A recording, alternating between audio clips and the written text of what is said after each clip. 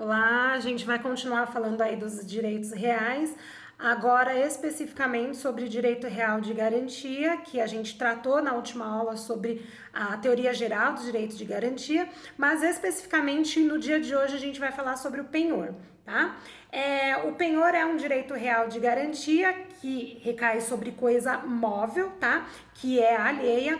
Ele tá lá especificado a partir do artigo 1431 do Código Civil, que fala, né, sobre principalmente a questão do conceito do que constitui esse penhor pela transferência efetiva da posse em garantia do débito ao credor ou a quem o represente e faz o devedor a alguém por ele de uma coisa móvel suscetível de alienação, tá? Então aqui a gente já começa com uma ressalva na questão, embora a gente tenha lá a possibilidade no conceito, né, do penhor, que a gente tem essa transferência da coisa, o próprio parágrafo único do artigo 1431, ele já vem trazendo ali uma ressalva, no sentido de que o penhor rural, industrial, mercantil e de veículos, as coisas empenhadas, elas continuam em poder do devedor, que deve guardar, conservar, né, e determinada coisa, determinado bem, que neste caso é bem móvel. Se a gente estiver falando de bem imóvel, direito real de garantia a ser tratado não é a penhor, e aí a gente vai estar tratando sobre a hipoteca, que é justamente o próximo tópico que nós veremos referente ao direito real de garantia, tá? Então, um conceito básico que a gente pode trazer aqui para vocês, eu vou ler, né, para poder conceituar, além do que já está tratando o artigo 1431, que ele já pode ser considerado um conceito, a gente pode entender também, e aí para poder fixar, né, no sentido do que é o penhor efetivamente, ele é um direito real de garantia sobre coisa móvel alheia, tá? Cuja posse no penhor é comum, né, que seria no caso daquele da comum, da própria penhora do penhor comum, seria a transferência ao credor, que fica com direito de promover a sua venda judicial, né, e preferir no pagamento aos outros credores, caso a dívida não seja paga no seu respectivo vencimento. Então aqui o que a gente já tem que trazer à tona, e que é de bastante relevância, e eu inclusive quase acabei caindo aí, né, no ato falho, é justamente no sentido de que este penhor que a gente está tratando agora é diferente da penhora, tá? O penhor tratado aqui nesta aula de hoje é aquele penhor tratado no direito civil, que trata-se efetivamente do direito real de garantia. Ele serve para garantir um contrato principal, tá? Na hipótese de não haver o pagamento, de não ser quitada essa dívida, poder dar algo em garantia, que neste caso é um bem móvel, para suprir o pagamento dessa dívida. E diferentemente, a penhora é aquela tratada lá no Código de Processo Civil ou no Direito Processual Civil, que vai tratar da constrição, né? Que é pegar um determinado bem, penhorar, para levar à asta pública para garantir uma dívida judicial, um processo de execução, tá? Embora seja, né, o nome muito similar, muito parecido, os institutos jurídicos aqui tratados são diferentes. Mesmo porque aqui no penhor do direito civil, eu tenho que levar a coisa, né, o bem móvel à asta pública, mas no sentido de quê? De pagar por aquele contrato principal assumido anteriormente, tá bom? Então, penhor diferente, totalmente diferente de penhora. Um é tratado no direito civil e é direito real de garantia, e o outro é constrição judicial, tratada lá no direito processual civil, tá? Qual é a importância do penhor na realidade de todo o direito real de garantia, tá? Os institutos do direito real de garantia, eles vêm para estimular, né, o credor a emprestar. Então, ele tem uma importância social no mercado, ou melhor dizendo, na própria sociedade. Por quê? Porque quanto mais dinheiro injetado na economia, mais consumidores eu vou ter e mais condições, né? Mais as lojas vão vender, o país vai ter lá a condição de fazer a roda girar. Tanto é verdade que agora em tempos de pandemia o que a gente mais vê é a condição e a necessidade do governo fazer o quê? Liberar dinheiro, injetar dinheiro na economia para que todas as pessoas tenham condições de poder fazer essas aquisições, essas compras, e aí o país ter um desenvolvimento adequado, tá? Então, quando eu falo de penhor de importância na sociedade, de importância na economia, é justamente essa questão de gerar riquezas. Se eu quero fazer a aquisição de determinado bem, né, ou se eu quero fazer algum negócio jurídico, o ideal e importante é que se tenha algum tipo de garantia. Banco não empresta dinheiro sem que haja algum tipo de garantia no caso de inadimplência, tá? Então, o banco ou outras empresas, dependendo da condição, ela só vai negociar só com determinadas pessoas se efetivamente ela tiver, né, ali uma garantia que ao final de tudo ela vai conseguir trazer esses valores que foram emprestados, obviamente, né, junto com os juros, correção monetária, e que esses valores serão adimplidos. Então, é justamente por essa razão que se faz necessário aqui esse instituto, ou todos os institutos do direito real de garantia, tá? Porque é justamente trazer a necessidade de injetar no mercado, né, na economia, no país, valores para a roda girar, para o próprio país se desenvolver, tá? Então, ele pode ser oferecido ao credor, essa condição, né, esse bem ao penhor, né? Ele pode ser oferecida pelo próprio credor ou por algum terceiro. E nada vai impedir que seja uma joia de um amigo, um relógio, que seja empenhado por essas pessoas, tá? Então, sempre que eu tiver a necessidade de empenhar algo, porque aí a gente não chama de penhora, chama de empenhar, é justamente a questão que a gente tem que tratar aqui. Eu tenho obrigatoriamente, quando solicitado, quando necessitar, tá, oferecer alguma coisa em garantia. Esse instituto, o nome que utilizamos é justamente empenhar a coisa, tá? Neste caso, este bem deste terceiro que for empenhado lá para garantir uma dívida minha, no exemplo que a gente vai utilizar, não obrigatoriamente ele será codevedor, tá? Se ele não participar do negócio jurídico, este amigo, este terceiro que me entregar esse determinado bem para que seja empenhado, ele não necessitará fazer parte, né, deste negócio jurídico no sentido de ser devedor também. Por quê? Porque aqui o que eu vou ter nessa circunstância é só, única e exclusivamente, o bem garantindo a dívida, tá bom? Mas a pessoa, né, o proprietário daquele respectivo bem, não será obrigatoriamente o codevedor, exceto se ele assinar o contrato, se assim ele se fizer através do negócio jurídico. Caso contrário, ele não fará parte, ele não será, né, o codevedor deste empréstimo ou desse negócio jurídico formalizado entre as partes envolvidas, tá? Então, aqui a gente vai ter lá o credor, né, que a gente chama no penhor de credor pignoratício, tá? E a gente vai ter lá o devedor também, tá? Então, quais são os direitos deste credor pignoratício, né?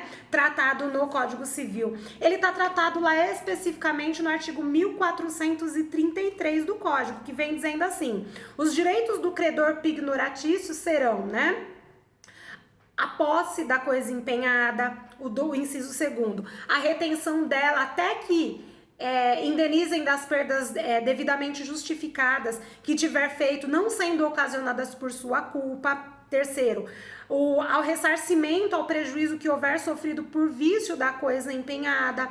Quarto, a promover execução judicial ou a venda amigável se lhe permitir expressamente o contrato ou lhe autorizar o devedor mediante procuração, que assim lhe faça, né? Quinto, apropriar-se dos frutos da coisa empenhada que se encontre em seu poder. E o sexto, promover a venda antecipada mediante prévia autorização judicial, sempre que haja receio fundado de que a coisa empenhada se perca ou se deteriore, devendo o preço ser depositado.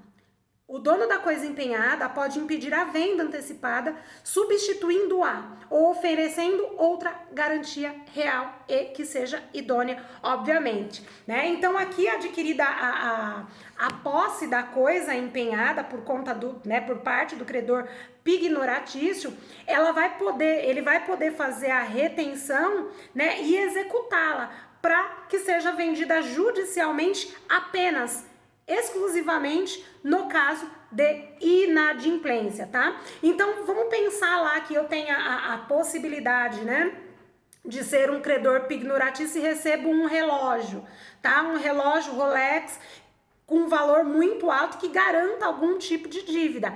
Neste caso, a obrigação, né, do credor é justamente preservar a coisa e guardá-la até que, se é que vai acontecer, se é que vai ocorrer, tá? Até que ocorra, se é que aconteça, tá? A inadimplência. E aí, neste caso, única e exclusivamente com a inadimplência, é que poderá este credor levar este bem à venda. Então, por enquanto, eu faço ali, né, a guarda da coisa, e uma vez estando inadimplente aquela dívida que é a principal, que se origina inclusive o contrato acessório de penhor, tá? Aí sim, eu vou poder levar este bem aí para a venda judicial. No caso de adimplência, no caso de pagamento da dívida, aí aqui tem a obrigação este credor pignoratício de fazer a devolução do bem, tal qual ele recebeu lá no momento em que a coisa foi empenhada, tá? Então aqui a venda, e nós já havíamos visto essa condição quando a gente tratou lá do pacto comissório, tá? Eu tenho a impossibilidade de querer me fazer, né, valer desses direitos de credor pignoratício e pretender ficar com o bem, ainda que haja a inadimplência. Ocasião em que eu terei obrigatoriamente que levar este bem à venda judicial, tá? Então, o pacto comissório, como já havia dito, ele é proibido. Aliás, se tiver uma cláusula determinando e dizendo, né, tratando sobre essa condição do pacto comissório, deve ser considerado nulo de pleno direito, tá? Porque o próprio artigo 1228, ele vem trazendo essa previsão no sentido de que é nula esta cláusula, ainda que ela exista, tá? Então, quais são os deveres aqui que a gente tem, né? A gente acabou de falar que o credor pignoratício, ele tem obrigação de preservar o bem para devolver, né, para este devedor lá ao final, né? Se ele for adimplente, se ele quitar essa dívida que garantia, né, através do penhor, que era garantida através do penhor. Então ele tem que guardar a coisa como se fosse sua e como depositário também, né? Ele tem que preservar aquele determinado bem móvel que lhe foi entregue, conservando e devolvendo ao proprietário quando tiver lá a quitação e o pagamento da dívida, tá? Deve também entregar ao devedor as sobras do preço da coisa. No caso desse bem, no caso de inadimplência e havendo a necessidade de ser levado lá para a venda judicial, na hipótese, né, dessa venda, as diferenças elas têm que ser devolvidas para o devedor. Exemplo, eu tenho lá o relógio que a gente acabou de tratar, né? Vamos pensar que esse relógio valia 30 mil reais, tá? E ele garantia lá uma dívida de 20 mil reais. Foi levado para a venda judicial esse relógio Rolex que valia 30 mil reais e a dívida era exatamente de 20 mil reais. Vamos imaginar que não por 30, porque a gente sabe que na venda judicial a gente nunca consegue vender pelo valor real, né?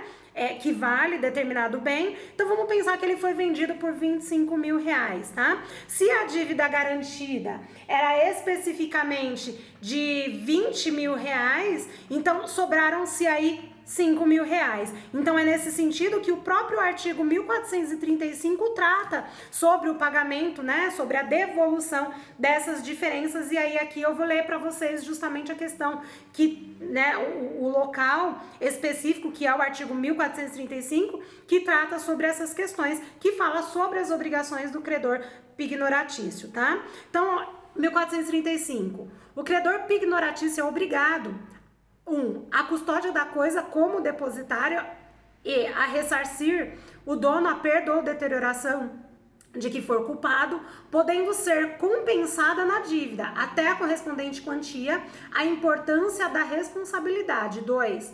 A defesa da posse da coisa empenhada e dar ciência ao dono dela das circunstâncias que tornarem necessário o exercício da ação possessória. 3.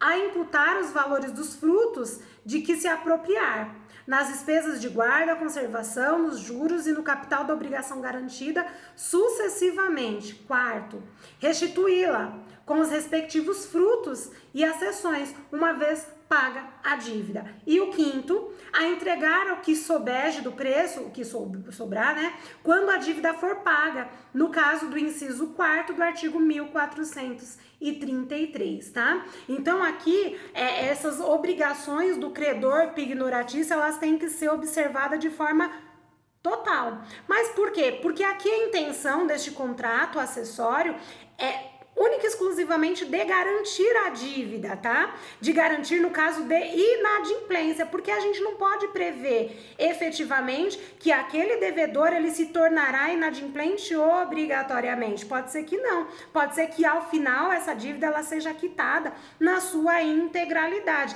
E é justamente por essa razão que eu tenho que já imaginar e pensar em fazer a proteção deste bem, tá? Então, os direitos aqui do credor nós já vimos, a obrigação do devedor também do credor também é importante tratar, e agora a gente vai passar a tratar aqui dos direitos, né, e dos deveres do devedor, porque ele também, afinal de contas, vai ter, né, direitos além dos deveres, tá? Um deles é justamente se opor aos direitos do credor, obrigando ou exigindo, né, no caso o dono, o próprio devedor, que conserve o credor a propriedade e a posse indireta da coisa empenhada, até que a dívida dele seja quitada. E por que disso? Porque na realidade, o próprio credor aqui, ele vai ter um direito real sobre coisa alheia, que neste caso pode ser tanto do próprio devedor quanto de terceiro. Então, por que não eu tenho, né, a necessidade ou o direito de poder exigir que este meu credor, ele me tenha ali a manutenção de boas condições do meu bem móvel? Eu posso exigir sim, afinal de contas a minha intenção é de quitar, é de pagar e que o meu bem ao final seja restituído de forma total. Então eu tenho esse direito sim, tá? Eu tenho aqui a possibilidade da venda amigável prevista lá no artigo 1433, incisos 4º do Código Civil, tá? O pacto comissório, como eu já disse a vocês, não pode, nunca, tá? Inclusive, ainda que conste lá do próprio contrato, ele não será considerado, ou melhor dizendo, ele será considerado inexistente. Só que aqui a gente tem uma possibilidade no próprio 1433, inciso 4º, trazendo a possibilidade de autorização do próprio devedor da venda, tá? Amigável de determinada coisa. E aí, nesse sentido, a jurisprudência tem entendido de forma tranquila aqui que esta venda vai independer de notificação prévia, tá? Por quê? Porque não vai constituir nenhum tipo de ofensa ao devido processo legal se a própria anuência vier do próprio devedor, dizer assim, olha, eu não tenho como pagar, tá? Eu não tenho condições. Então, antes que faça lá a venda, a constrição,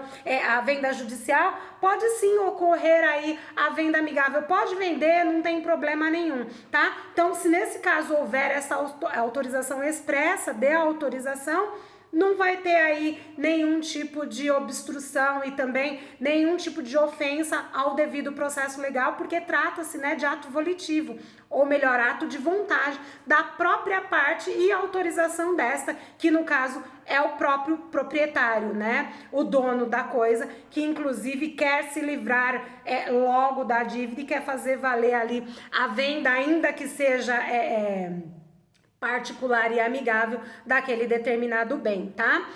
A gente tem aqui a teoria da gravitação, tá? Jurídica, que diz que o acessório segue a sorte do principal. Então, neste caso, o credor ele vai poder se apropriar dos frutos da coisa empenhada, tá? Isso a fundamentação legal tá justamente lá no artigo 1433, inciso 5º do próprio Código Civil, que diz assim, ó, o credor pignoratício tem direito, o 5º, de apropriar-se dos frutos da coisa empenhada que se encontrar em seu poder, tá? E nesse sentido, ele pode inclusive imputar lá em pagamento desses frutos, né, o valor dos frutos apropriados nas despesas, inclusive na guarda e conservação daquele determinado bem empenhado, conforme está determinado no artigo 1435, inciso 3º do Código Civil, que diz assim: o credor pignoratício é obrigado, tá?